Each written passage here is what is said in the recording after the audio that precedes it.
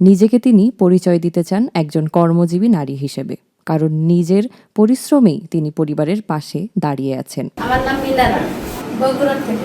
প্রতিদিন সকাল থেকে বিকেল পর্যন্ত 3টি বাসায় কাজ করেন তিনি। দিনের পুরো সময়টাই কেটে যায় কাজের ভেতর দিয়ে।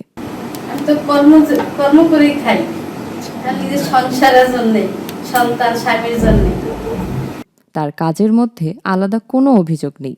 সময় মতো কাজ করা আর দায়িত্ব পালন করাকেই তিনি সবচেয়ে গুরুত্বপূর্ণ মনে করেন। তবে কাজের চাপ তো থাকেই, বিশেষ করে রান্নার সময় মানুষ বেশি হলে কাজের ব্যস্ততাও অনেক বেড়ে যায়।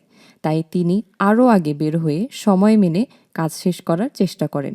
কর্ম করতে দিন চলে যায় সারাদিন। নিজের কাজ নিয়ে তার সবচেয়ে বড় গর্ব হলো তিনি কারো কাছে হাত পাতেন না।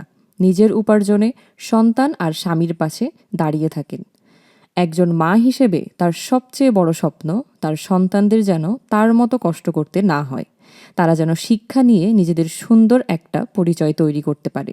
তিনি চান আগামী প্রজন্মের মেয়েরা সম্মান নিয়ে বাঁচুক, শিক্ষিত হোক এবং সুন্দর একটি জীবন গড়ে তুলুক। তার মতে কর্মজীবী নারীরা কাজ করার কারণেই তাদের সন্তানরা ভালো পরিবেশে বড় হতে পারে, শিক্ষা পায় এবং অভাবের কাছে হার মানতে হয় না। তিনি শুধু একটি জিনিসই চান, গৃহকর্মীদের মানুষ যেন সম্মান দেয়, কারণ সম্মান আর ভালো ব্যবহার কাজ করার আগ্রহ আরও বাড়িয়ে দেয়। এই নারী দিবসে আমরা সম্মান জানাই সেই সব নারীদের যারা নীরবে পরিশ্রম করে নিজেদের পরিবারকে আগলে রাখছেন, কারণ প্রতিটি কর্মজীবী নারীর গল্পই শক্তি, ত্যাগ আর ভালোবাসার গল্প। সব নারীকে নারী দিবসের শুভেচ্ছা।